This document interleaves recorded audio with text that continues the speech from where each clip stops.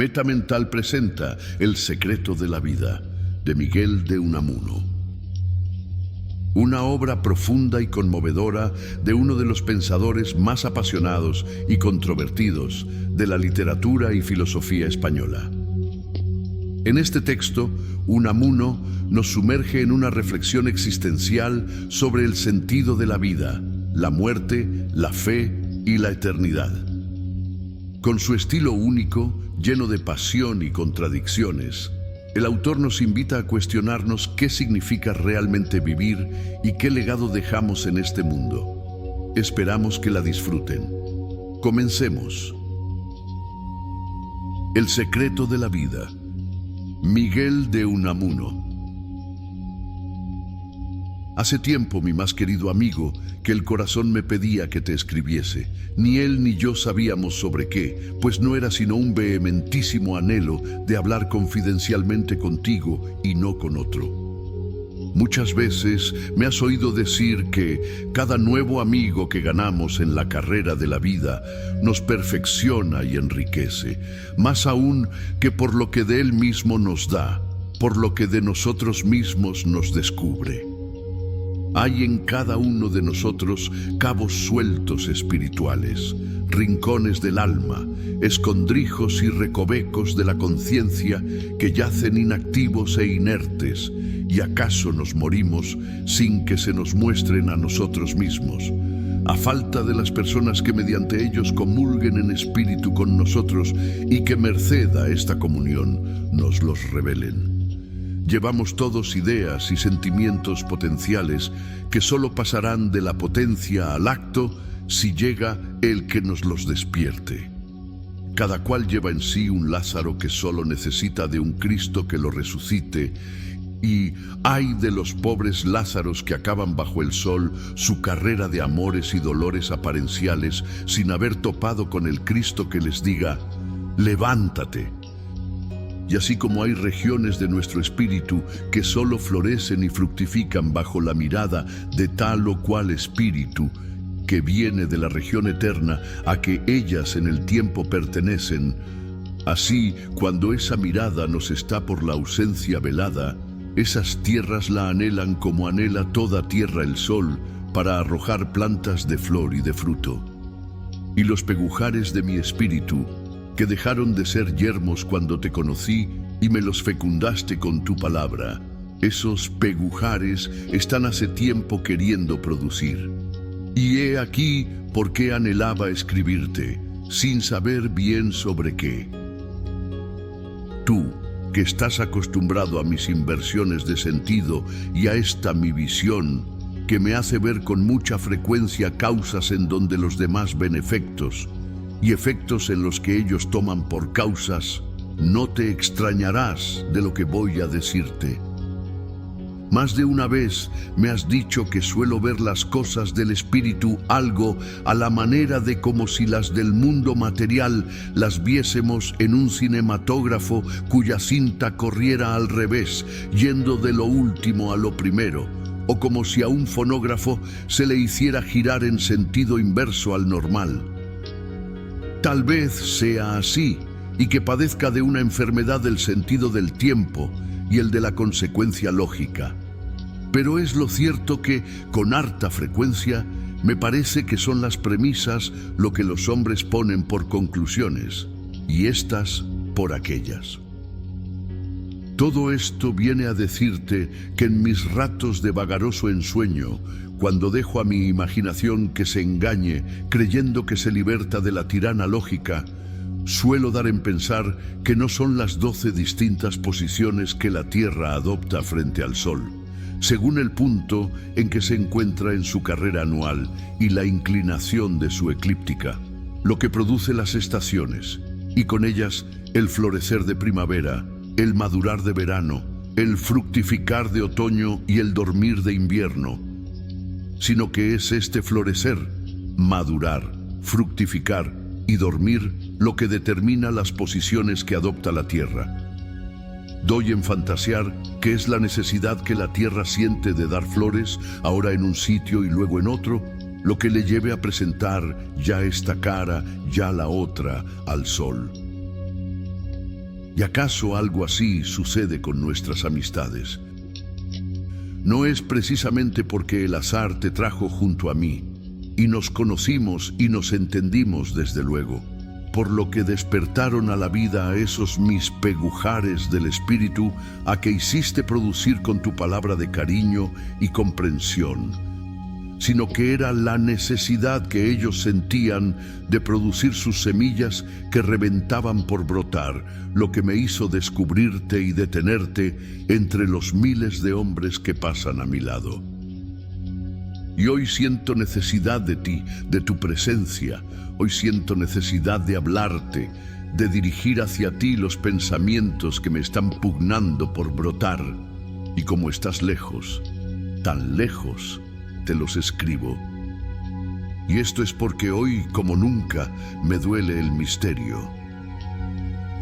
Tú sabes que llevamos todo el misterio en el alma y que le llevamos como un terrible y precioso tumor de donde brota nuestra vida y del cual brotará también nuestra muerte.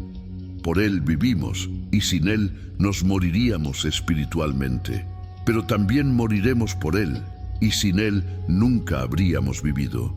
Es nuestra pena y nuestro consuelo. ¿Tú te acuerdas de aquel nuestro buen amigo Alfredo, escritor de penetrante melancolía, que parece cae de cada una de las páginas de sus escritos como una lluvia lenta y pertinaz? Una vez me decía que no podía resignarse a la derrota de la metafísica en que creyó en sus mocedades, y al contártelo, yo añadía por mi cuenta, es que le duele el misterio. El misterio parece estar en nosotros a las veces como dormido o entumecido. No lo sentimos, pero de pronto, y sin que siempre podamos determinar por qué, se nos despierta, parece que se irrita y nos duele, y hasta nos enfebrece y espolea al galope a nuestro pobre corazón. Así como la exacerbación de ciertos tumores parece depende del estado atmosférico, así parece que del estado del ambiente espiritual de la sociedad que nos rodea depende la exacerbación del misterio dentro del misterio de nuestra alma. El misterio es para cada uno de nosotros un secreto. Dios planta un secreto en el alma de cada uno de los hombres y tanto más hondamente cuanto más quiera a cada hombre. Es decir, cuanto más hombre le haga. Y para plantarlo nos labra el alma con la afilada laya de la tribulación. Los poco atribulados tienen el secreto de su vida muy a flor de tierra y corre riesgo de no prender bien en ella y no echar raíces, y por no haber echado raíces no dar ni flores ni frutos. Sé que al llegar a esto se te vendrá a las mientes como a las mías se viene la primera parábola del Evangelio según Mateo, la del capítulo 13, la del sembrador, que salió a sembrar, y parte de la semilla cayó junto al camino, y vinieron las aves y se la comieron. Parte cayó en pedregales, donde había poca tierra, y nació. Mas como tenía poca tierra, al salir el sol la quemó, y secó por faltarle raíces. Parte cayó en espinas que crecieron y la ahogaron, y parte cayó en buena tierra y dio fruto, ya a 100, ya a 60, ya a 30 por uno. Y así sucede con el secreto de la vida a cada cual. Hay hombre a quien el secreto de su vida le cae por fuera, al camino de ella, y se lo devoran las aves. A otro le cae en corazón pedregoso, y no tributado ni arado por el dolor, y le brota, pero el sol se lo quema. A otro se le ahoga en 1000 divertimientos y expansiones, y solo a muy pocos se les adentra y echa raíces, y las raíces tallo, y el tallo hojas, flores, y por fin fruto. Y ten en cuenta que esa semilla, ese secreto de la vida, enterrado en el alma, no lo ve nadie ni llega el sol a él. Nosotros vemos la planta, nos restregamos y refrescamos la vista con la verdura de su follaje, nos regalamos el olfato con el aroma de sus flores, y gustamos el paladar con la fragancia de sus frutos. a la vez que con ellos nos alimentamos, pero ni vemos, ni olemos, ni gastamos la semilla de esa planta que fue enterrada bajo tierra. Cuando hemos hablado del deber de la sinceridad, me has replicado siempre que hay en nosotros pensamientos y sentimientos que no debemos revelar, sino guardar con cuidado y celo. Y yo te lo rebatía, y con cierta agresiva vehemencia oponía a tus reservas lo de la necesidad de andar con el alma desnuda y de la confesión pública. Pero he meditado después en ello y he venido a la conclusión de que, en efecto, estabas en lo firme y de que es precisamente el deber de la sinceridad el que nos manda velar las entrañas de nuestra alma. Y es el deber de la sinceridad el que nos manda velar y recatar las entrañas de nuestra alma, porque si las pusiésemos al descubierto, las verían los demás como no son ellas, y así mentiríamos. El que dice sí sabiendo que le han de entender no, miente, aunque el sí sea la verdad.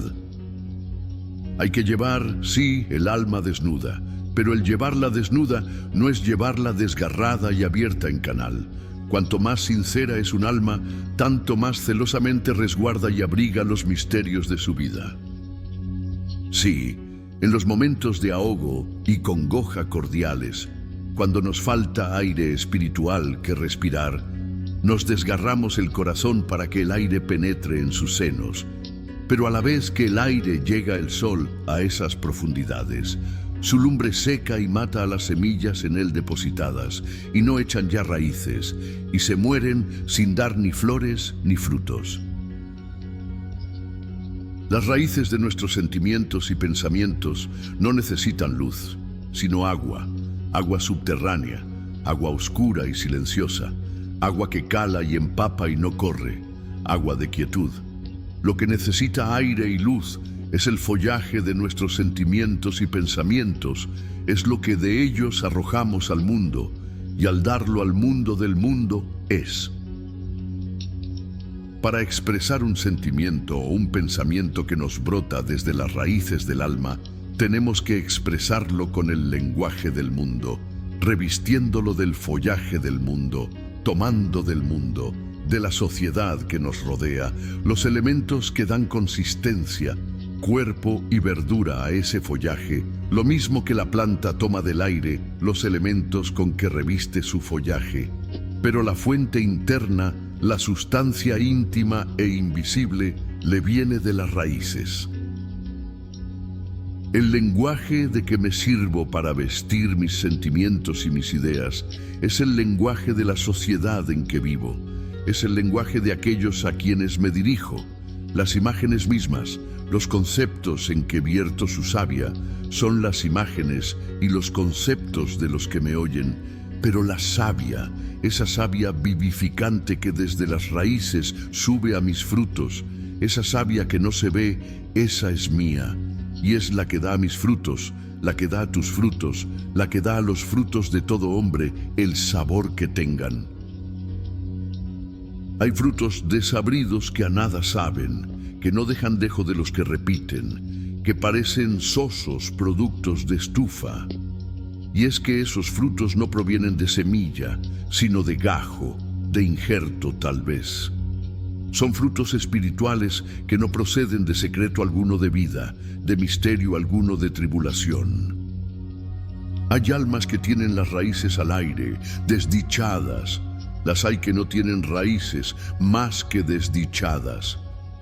Hay por debajo del mundo visible y ruidoso en que nos agitamos, por debajo del mundo de que se habla, otro mundo visible y silencioso en que reposamos, otro mundo de que no se habla. Y si fuera posible dar la vuelta al mundo y volverlo de arriba abajo, y sacar a luz lo tenebroso metiendo en tinieblas lo que luce, y sacar a sonido lo silencioso, metiendo en silencio lo que calla, habríamos todos de comprender y sentir entonces cuán pobre y miserable cosa es esto que llamamos ley, y dónde está la libertad y cuán lejos de donde la buscamos. La libertad está en el misterio, La libertad está enterrada y crece hacia adentro y no hacia afuera. Se dice, y acaso se cree, que la libertad consiste en dejar crecer libre a la planta, en no ponerle rodrigones, ni guías, ni obstáculos, en no podarla, obligándola a que tome esta o la otra forma, en dejarla que arroje por sí, y sin coacción alguna, sus brotes y sus hojas y sus flores. Y la libertad no está en el follaje, sino en las raíces, y de nada sirve dejarle al árbol libre la copa y abiertos de par en par los caminos del cielo, si sus raíces se encuentran, al poco de crecer, con dura roca impenetrable, seca y árida, o con tierra de muerte. Aunque si las raíces son poderosas y vivaces, si tienen hambre de vida, si proceden de semilla vigorosa, quebrantarán y penetrarán las rocas más duras y sorberán agua del más compacto granito. Árbol espiritual de muchas y hondas raíces dará regalado fruto, por áspero y hostil que el ambiente le sea, y las raíces son el secreto del alma. A lo mejor se asombran los hombres de la singular fuerza que se revela en una obra, al parecer de pura inteligencia, de la plenitud de pensamiento que estalla por todas partes en un tratado de álgebra, o de fisiología, o de gramática comparada, o de otra cosa así. Hay libros de ciencia que, aun conteniendo principios nuevos, nuevas verdades, leyes que descubrió su autor, decimos todos que envejecerán en cuanto esas verdades, leyes y principios se incorporen a la ciencia y entren en su caudal y aparezcan expuestos en los manuales didácticos en que es expuesta. Un libro de ciencia puede aportar mucho caudal nuevo a ella y ser, sin embargo, perfectamente impersonal. Pero hay otras obras también de exposición científica, y no más que de exposición científica, en las que, aparte de la novedad y verdad de los principios en ellas revelados, hay en su trama, en su tono, en el espíritu oculto que las anima, un quid mirificum, un algo misterioso que las hace duraderas y fuente de enseñanzas, hasta cuando los principios en ellas expuestos son del común dominio o han sido acaso rectificados o rechazados tal vez. Y estas obras de ciencia inmortales porque su vida no depende de la vida de la ciencia a que sirvieron, son obras que proceden de secreto de vida, tienen su raíz en algún misterio de tribulación. Los grandes pensamientos vienen del corazón, se ha dicho, y esto es sin duda verdadero, hasta para aquellos pensamientos que nos parecen más ajenos y más lejanos de las necesidades y los anhelos del corazón. ¿Quién sabe las raíces cordiales que en el alma generosa y grande, en el alma henchida de piedad de Isaac Newton, tuvo el descubrimiento del binomio a que damos su nombre? La ciencia ha sido para muchos espíritus ardientes el refugio en que han ido a abrigarse en grandes tormentas interiores, y muchos de los más grandes y más fecundos descubrimientos se los debemos a misterios del corazón. Y estos elevados y nobles espíritus nos dieron los frutos de su secreto sin revelarnos éste, y nos fueron absolutamente sinceros y nos enseñaron la verdad. A un árbol se le conoce por sus frutos, pero sus frutos no son sus raíces, aunque de ellas procedan. Muchas luminosas teorías, muchas sugestivas hipótesis, muchos felices descubrimientos son hijos de profundas tribulaciones, de entrañados dolores. Tú te acordarás, mi querido amigo, las veces que hemos hablado de las profundas corrientes de pasión que circulan por debajo de la ética de Spinoza o de la crítica de la razón práctica de Kant, y cómo estas dos obras imperecederas son lo que son por haber brotado del corazón de sus autores, no de la cabeza.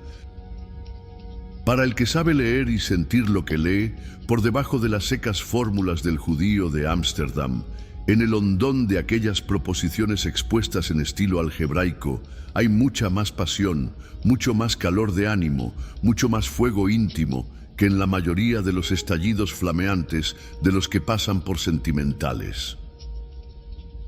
No es la llama el único ni el principal signo del fuego. Antes bien, los fuegos más duraderos y más intensos no dan llama de ordinario.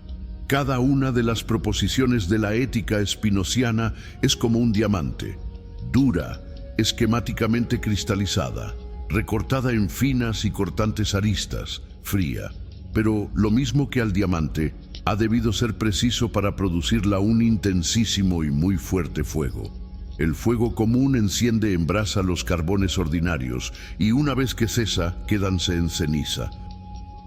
Pero para producir un diamante, ha sido preciso un fuego tal como hoy no lo tenemos sobre el haz de la tierra, sino acaso en sus entrañas, donde no llega el aire que nos envuelve. Nuestros fuegos exteriores, los que llamean hacia afuera y se avivan con el aire del mundo, alumbran y calientan un momento lo que nos rodea, pero no dejan como fruto de su incendio más que pavesas y cenizas. Solo el fuego interior, oculto, el que no luce hacia afuera ni recibe aire del mundo, es el que puede darnos diamantes duraderos, más duros que cuantos guijarros puedan chocar con ellos. ¿Te acuerdas de aquel nuestro amigo que se fue a lejanas tierras para no volver y del cual nunca más hemos sabido? A todos nos atraía y nos sorprendía lo singular de su dulzura, su eterna sonrisa misteriosa, la inalterable serenidad de su juicio, la moderación de sus pareceres todos, el perfecto dominio de sus emociones. Cuando discutíamos, sus palabras caían sobre un asunto candente como un rocío refrescador.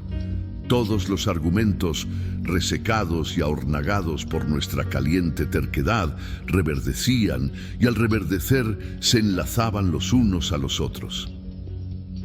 Y cuando entonces le reprochábamos de escéptico, se sonreía misteriosamente y decía: no, no es que yo dude de todo, es que lo creo todo. Y aquel "lo creo todo" nos sonaba a la infinita oquedad de la impotencia de creer cosa alguna.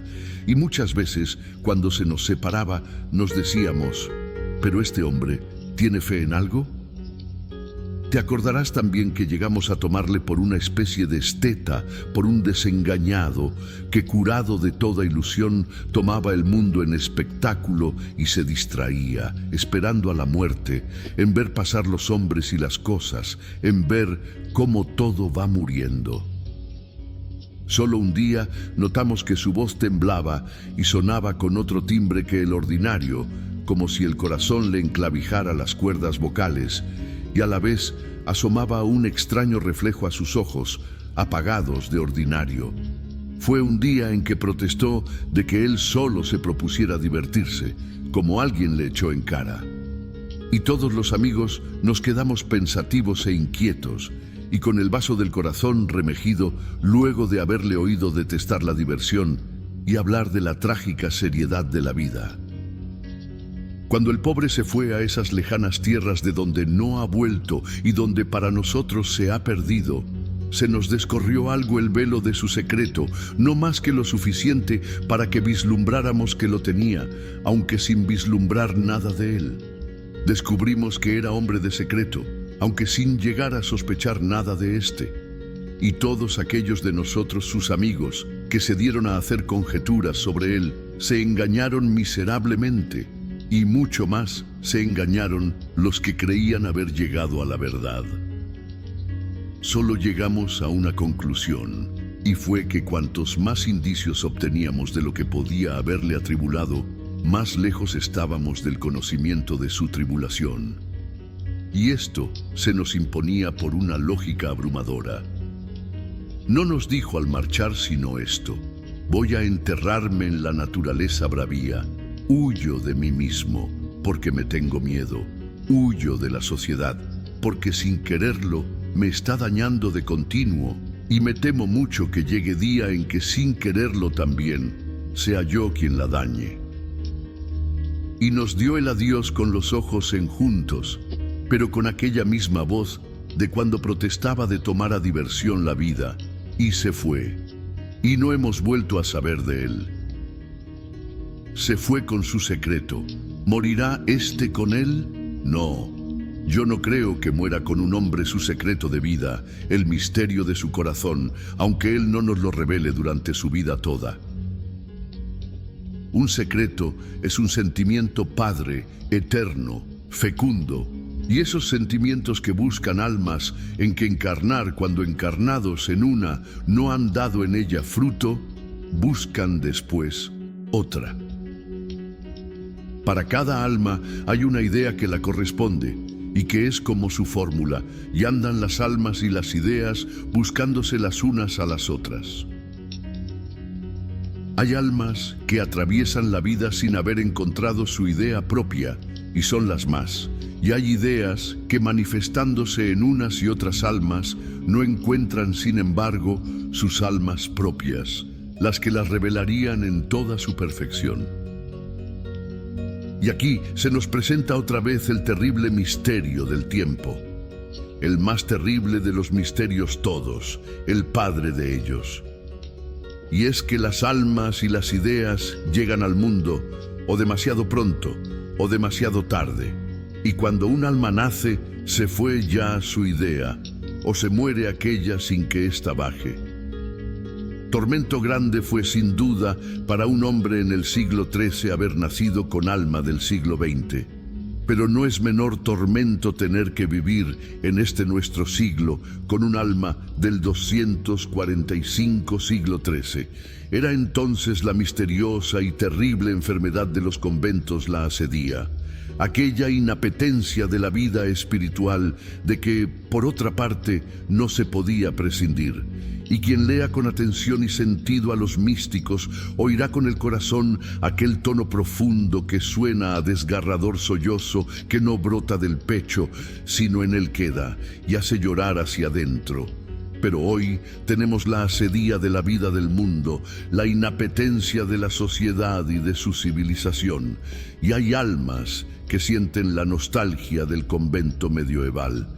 Del convento medieval, digo, y no simplemente del convento, porque el de hoy es tan distinto del que era en el siglo XIII, cuanto es distinto de aquel siglo el nuestro.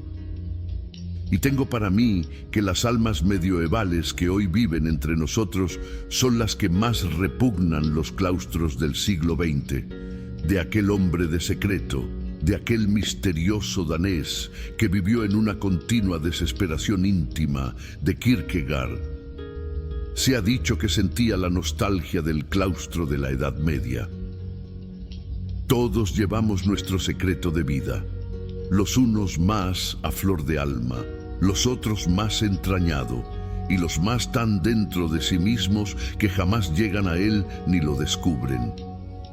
Y si alguna vez lo vislumbran dentro de sí, vuelven hacia afuera la vista, despavoridos, y no quieren pensar en ello, y se dan a divertirse, a enajenarse.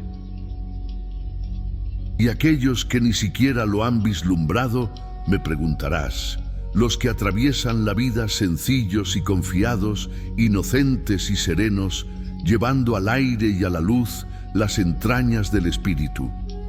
Para estos, mi querido amigo, todo es secreto. Viven sumergidos y empapados en él, el misterio los envuelve. Son como los niños que lo ven todo. Porque, ¿crees tú que un niño de 6 años no tiene también su secreto, aunque él no lo sepa? Sí, tiene su secreto, y su alma duerme en la inconsciencia de él. Pero desde allí dentro, desde esa inconsciencia, le vivifica la vida. No recuerdo espectáculo más trágico y más misterioso que el de una pobre niña de muy pocos años que se deshacía en lágrimas junto al cadáver, aún caliente, de un perrito que había sido su más querido juguete, un juguete vivo. Todos llevamos nuestro secreto, sepámoslo o no, y hay un mundo oculto e interior en que todos ellos se conciertan, desconociéndose como se desconocen en este mundo exterior y manifiesto. Y si no es así, ¿Cómo te explicas tantas misteriosas voces de silencio que nos vienen de debajo del alma, de más allá de sus raíces?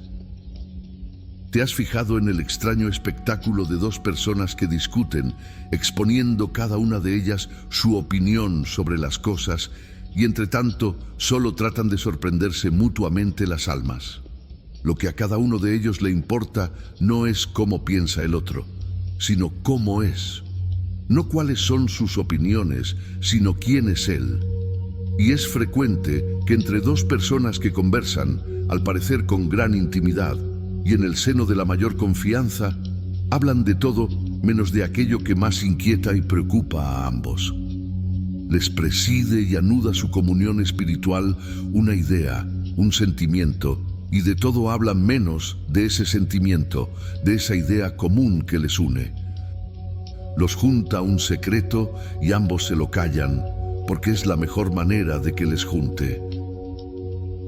Con frecuencia, cuando asistimos a la conversación de dos amigos íntimos, unidos por lazos fuertes e indestructibles, nos sorprenden cosas que no entendemos o el tono que la conversación toma y que parece completamente fuera de acuerdo con lo que dicen.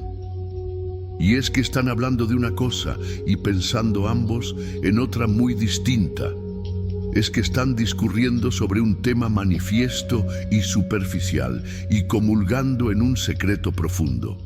Es un secreto común que nunca se lo revelaron el uno al otro. Nada une a los hombres más que el secreto. El que te adivine tu secreto no tiene más que mirarte y habrás de hacerte amigo de él. Y en él buscarás refugio y será a quien más cuidadosamente le celes tu secreto. ¿Para qué revelárselo si te lo ha adivinado? Y al que no te lo adivine, es inútil que se lo reveles, porque no te lo entenderá a derechas y sobre todo no te lo creerá tal cual es. Y hay gentes que parece que todo lo dicen y cuentan, y son los que más callan, y no hablan ni se confiesan, sino para ocultar más su secreto, pues temen el silencio, que es lo más terriblemente revelador que hay. La sinceridad se ahoga en palabras. El secreto, el verdadero secreto, es inefable. Y en cuanto lo revestimos de lenguaje, no es que deje de ser secreto, sino que lo es más aún que antes. No nos es hacedero de ordinario conocer el secreto especial y propio de nuestro prójimo, su ansia propia, su tribulación suya, la congoja que le atormenta o el gozo oculto que no puede revelar, la pasión que le consume o le acrecienta, el anhelo que persigue en su corazón. Pero lo que sí podemos conocer es la raíz común a los secretos todos de los hombres, el secreto de nuestros sendos secretos, el secreto de la humanidad. Toma distintas formas en cada alma, y estas formas no son secretas, pero su sustancia última y eterna es siempre la misma. Y el secreto de la vida humana, el general, el secreto raíz de que todos los demás brotan, es el ansia de más vida, es el furioso e insaciable anhelo de ser todo lo demás, sin dejar de ser nosotros mismos, de adueñarnos del universo entero sin que el universo se adueñe de nosotros y nos absorba. Es el deseo de ser otro sin dejar de ser yo y seguir siendo yo siendo a la vez otro. Es, en una palabra, el apetito de divinidad, el hambre de Dios. La ley nos atribula y aflige, y cuando tratamos de quebrantar la ley, lo hacemos empujados por otra ley más alta o más baja que nos atribula y aflige aún más que la primera, y la satisfacción de todo anhelo no es más que semilla de un anhelo más grande y más imperioso. Si yo pudiera llevar tal otra vida y hacer tales o cuales cosas que hoy no puedo hacer, dices, y si pudieras llevar esa vida y hacer esas cosas que hoy no puedes hacer, ¿cómo entonces no podrías llevar la vida que llevas ni hacer lo que hoy haces? Desearías tu vida y tus hechos actuales. Porque lo que quieres es aquella vida, y esta, y la otra, y todas. Los judíos, al salir de Egipto, ansiaban la tierra de promisión, y una vez en ella, suspiraban por el Egipto. Y es que querían las dos tierras a la vez, y el hombre quiere todas las tierras y todos los siglos, y vivir en todo el espacio y en el tiempo todo, en lo infinito y en la eternidad. El resorte del vivir es el ansia de sobrevivirse en tiempo y en espacio. Los seres empiezan a vivir cuando quieren ser otros que son y seguir siendo los mismos. Y todo lo que no vive no es sino alimento de lo que vive. Y ahora queda otra pregunta, y es: ¿el conjunto, el todo, el universo, no vive a su vez y anhela ser más que es? ¿Ser más que todo, más que universo? ¿No tiene el universo su secreto? Dejémoslo.